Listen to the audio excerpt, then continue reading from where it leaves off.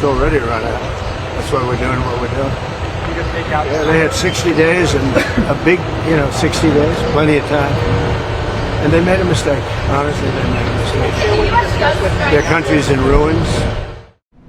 You strike the Iranian nuclear component. I mean, you don't know that I'm going to even do it. You don't know. I may do it. I may not do it. I mean, nobody knows what I'm going to do. I can tell you this, that Iran's got a lot of trouble. And they want to negotiate. And I said, why didn't you negotiate with me before? All this death and destruction. Why didn't you negotiate? I said to the people, why didn't you negotiate with me 2 weeks ago? You could have done fine. You would have had a country. It's very sad to watch this. I mean, I've never seen anything like it. It's so, everyone thought it was going to be the reverse. I didn't think so. And I was telling them, you gotta do something. You gotta negotiate. And at the end, last minute, they said, no, we're not going to do that. And they got hit. Remember 60 days? And then came the 60. 61 is going to become a very famous number. That was one hell of a hit, that first hit. That was one hell of a hit. Not sustainable, to be honest. That's where it ended. It ended on the first night, yes. Is it too late, though? Do you think it's too late to now? Really, nothing's too late. The only thing too late is Powell. Powell's too late. Too late, Powell. Have the Iranians reached out to you, Mr. President? What? Have the Iranians reached out to you? Yes. And what did you say? I said it's very late. I said it's very late to be talking.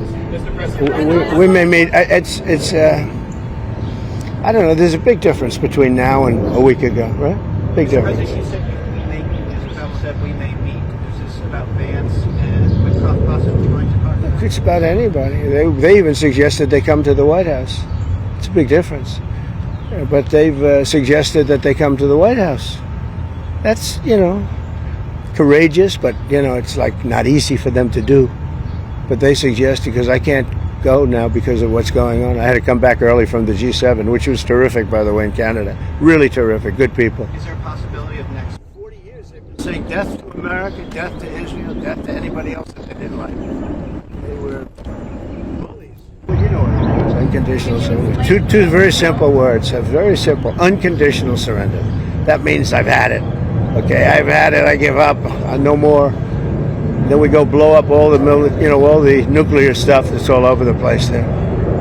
No, they had bad intentions. For 40 years they've been saying death to America, death to Israel, death to anybody else that they didn't like. They were bullies. They were schoolyard bullies. And now they're not bullies anymore, but we'll see what happens. Look, nothing's finished until it's finished. War is very complex. A lot of bad things can happen. A lot of turns are made. So I don't know. I wouldn't say that we won anything yet. I would say that we sure as hell made a lot of progress. And we'll see. The next week is going to be very big. Maybe less than a week. Maybe less. But is there anybody here that said it would be okay to have a hostile, very, zealots really, but to have a hostile country have a nuclear weapon that could destroy 25 miles, but much more than that, could destroy other nations just by the breeze blowing the dust. That dust blows to other nations and they get decimated. This is just not a threat you can have. Thank you very much, everybody. Can you share what you told Prime Minister Netanyahu about getting involved? What do you say to the supreme leader of Iran who says that they will not surrender? Say good luck. And what is the end game?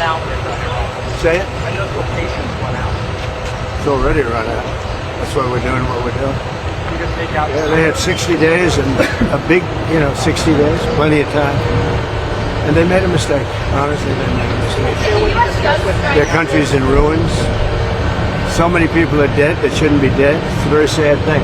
Some of your supporters are wary of the U.S. getting involved in another foreign war, and some believe that we should support. Do you ever ask a positive question at CNN? My supporters are more in love with me today, and I'm in love with them more than they were even at election time, where we had a total a landslide. We had, we won all 7 swing states. Did CNN report that? We won all 7 out of 7, which everyone said would be almost impossible. We won by millions of votes. We won 2,750 districts versus 505 districts.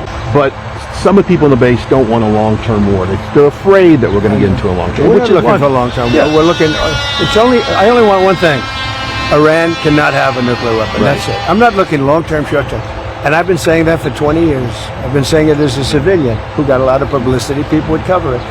Very simply, Iran cannot have a nuclear weapon. That's it. It's not a question of anything else. And if you did, you wouldn't have much of a country because they would use it on us and they'd use it on other people and there'd be a terror all over the world. So I may have some people that are a little bit unhappy now, but I have some people that are very happy, and I have people outside of the base that can't believe that this is happening. They're so happy. And there was a poll that just came out today that my approval rating's the highest it's ever been. All I'm doing is saying you can't have a nuclear weapon. And I tried to do it nicely, and then on day 61 I said, let's go, because we can't let that happen. And I've been saying it for 20 years. Okay, I'm going to leave. Thank you very much. Thank you, sir. I appreciate your time. Thank you, sir.